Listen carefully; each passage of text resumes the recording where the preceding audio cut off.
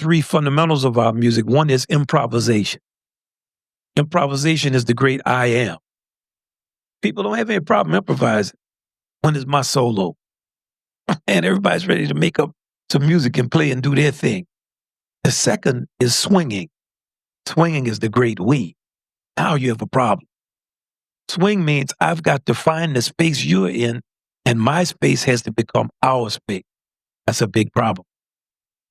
Swing is a matter of balance. And the last is playing of the blues. And the blues is an optimism that's not naive. That means I don't have to paint a smile on my face and act like everything is good for me to communicate something of feeling and value to you. When I'm playing, I want you to go, I don't want you to go. And that's the fundamentals of our music. So those are some of the ways in which our music is connected to the American way of life. And of course, I'm not going into the history of the music and the dynamic nature of the music and the great figures we've had and what they represent and the level of reality they've given us throughout this entire time and the integrity they had to have in order to make the music exist in a very commercial environment and the things they had to do to counterstate many of the cliches they were forced to practice their craft in the context of. Generally, there are many ways for musicians to be great. Some people just invent stuff like Berlioz comes up with stuff you come up with that from. Some people are the zenith of a tradition. There's steps leading up to them, and then boom, like before Beethoven, there was Haydn, CPE, Bach, then you get to Beethoven. And some people synthesize all the styles of their time. Bach, more of a musician. So if you take who Louis Armstrong was and you go back in the American cornet tradition, it's not even bad. You get a person named Francis Johnson who played fiddle and keyed bugle early 1800s. Then you have the Kendall brothers who came after him. Then you have Patrick Gilmore, who was during the Civil War era. They sent him down to New Orleans to aggravate because he had an integrated band. Patrick Gilmore. Then you get into the late 19th century on that soloist that more people know, Herbert Clark, kind of the tradition that produced the books that we study from in my generation. Louis Armstrong synthesized all of those styles. Then when you have the jazz styles, you have people like Buddy Bolden, the inventor of jazz, Buddy Petit, who was sophisticated harmonic. Bunk Johnson had a smoky tone. King Oliver, who followed Buddy Bolden and who was the musician that played with the most dignity and political consciousness, and who was Louis Armstrong. And Louis Armstrong synthesized all of their style. Freddie Keppert, who was a Creole, played more like a ragtime style. When you hear one person Louis Armstrong plays, he's playing all of those people's style at one time. He grew up singing barbershop quartet style, and he always sang internal harmony part.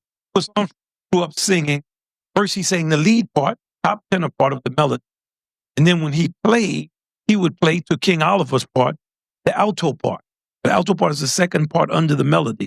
And if you listen to Louis Armstrong's recordings when he was 22 years old with King Oliver, Creole Jazz Band, famous recordings at the foundation of jazz, you cannot believe the quality of an alto part of a person making up a part. That alto harmony has such integrity and it's so much.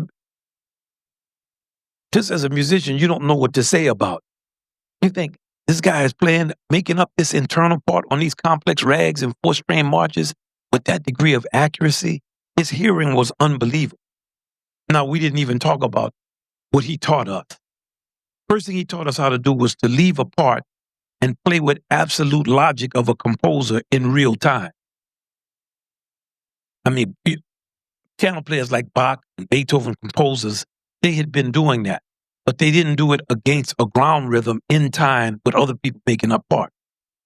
So, and another thing that they did not do when they played was they did not improvise with the sensibility of American freedom. So Louis Armstrong was so confident, not only was he making up parts, he made up things that were very human. Stuff you think a guy's on a record laughing or he cusses somebody out or the range of human emotion and decisions he could make in the context of his improvisation was not known in European music. You had to be in American music to do that. Then let's talk about the accuracy of Louis Armstrong. One night, when I was maybe 23 or 24, I was recording a classical record with the English Chamber. Good friend of mine, now was much older. He was around my age. His name is Guy Barker. He's a great composer and many things in London. We met. He's a younger trumpet player. He said, man, I got some film of Louis Armstrong you might be interested in seeing. Because then you couldn't see a lot of film of pop. This is 1983. I said, man, I'll meet you at your apartment and we can look at some of this pops. Me and Guy, we sat up from 11 to about 4 in the morning, just looking at Louis Armstrong. Now, I had a session playing some Baroque music that next day. I had to make myself leave his apartment. And we were both saying, man, what about this guy is going on TV show? He's playing with people he doesn't know. All these situations we see him in, he's almost never missing a note. And he's playing perfectly in harmony and in time on all of these random tapes. The level of accuracy of this man. Now, all of that was masked with the kind of smiling and grinning in 19th century minstrel show that was required of a person who wanted to be popular at that time. But please understand, you have to do that same type of minstreling and grinning today to really be popular, except now you're from the hood. Then you had to be from the plantation. But the people who are plantation and in the hood, they're not as accurate as Louis Armstrong. Louis Armstrong transformed the world of music. When he left the United States, everywhere he hit, when he left New Orleans, people were saying, where in the world does this guy come from? There's a famous picture of him with the trumpeters of the London Philharmonic in the early 1930s, and they're standing around him looking at his trumpet like this, because they thought when they heard him play, there must be something in this guy's horn. And we all still think that. There's one last, I'll tell y'all 2 stories about Louis Armstrong. Because every musician that knew Louis Armstrong had a story. I'll tell you 3 stories. One is Doc Cheatham is a fantastic musician. He lived to be almost 100 years old. I knew him very well. He told me a story. He was in Chicago in the early 1920s.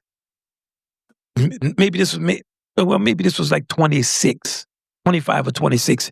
Louis Armstrong had a gig in the Vendome. It was a theater. And he said Louis Armstrong had become so popular that before Louis Armstrong played his solo, the people would start to stand up. Because they say, here he comes, this is the guy we've been telling. So one performance, Louis Armstrong asked Doc if he could sub for him. So he said, sure, I'll sub for you. He said, so he was subbing for Pops, and before he went to play a solo, everybody started standing up. He said within his first 4 notes, everybody sat down. Dizzy Gillespie told me, he said he moved from where he lived to be around the corner from Louis Armstrong. I said, man, you moved from your house to be around another trumpet player, or man? He said, man, do you know who Louis Armstrong was? I knew that level of soul. I would never be in the presence of that in my life.